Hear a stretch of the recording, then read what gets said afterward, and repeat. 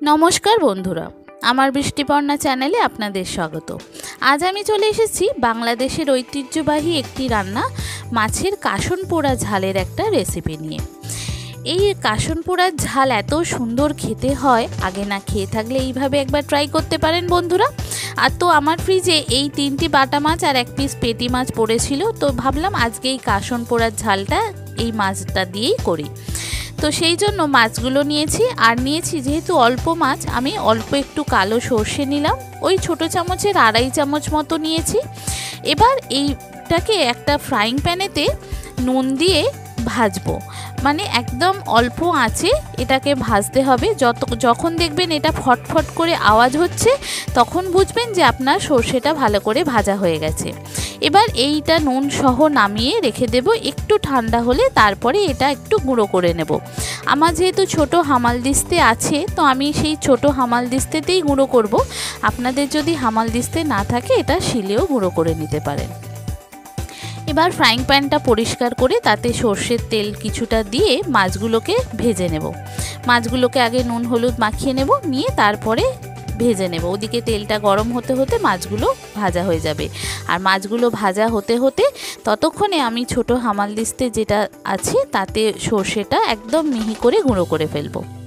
বন্ধুরা, রেসিপিটি যদি ভালো লাগে তাহলে আমার চ্যানেল বৃষ্টিপর্ণাকে অবশ্যই সাবস্ক্রাইব ও ফলো করে দেবেন, আর পাশে থাকার বেল আইকনটি অবশ্যই অন করে দেবেন। তাহলে যখনই আমি নতুন ভিডিও আপলোড করব, আপনাদের কাছে নোটিফিকেশান চলে আসবে ভিডিও আপলোডের। কেমন হলো রেসিপিটা অবশ্যই কমেন্ট করে জানাবেন, ভালো লাগলে একটা লাইক ও শেয়ার করে দেবেন। দেখেছেন, একদম মিহি করে গুঁড়ো করে নেব।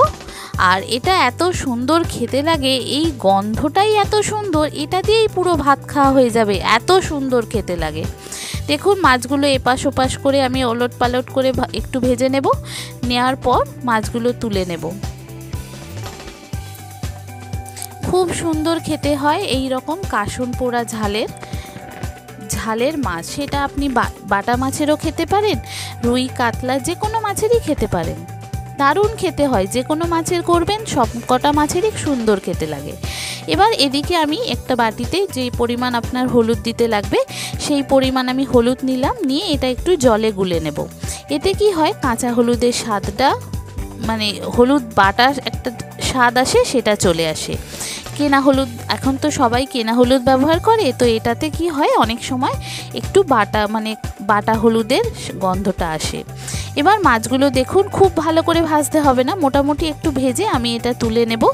নিয়ে তারপর ওই তেলেতেই আমি একটু কালো জিরে আর একটু কাঁচা লঙ্কা ফোড়ন দিয়ে দেব। দেখুন, মাছগুলো মোটামুটি ভাজা হয়ে গেছে। এবার এগুলো তুলে নেব। নেওয়ার পর যে তেলটি পড়ে থাকবে, সেই তেলেতেই কালো জিরে আর কাঁচা লঙ্কা একটু ফোড়ন দেব।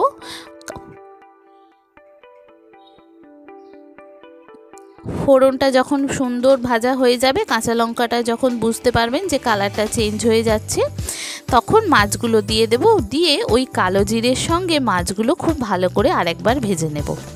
এতে কি হয়, মাছেতে কালো জিরের ফ্লেভারটা চলে আসে।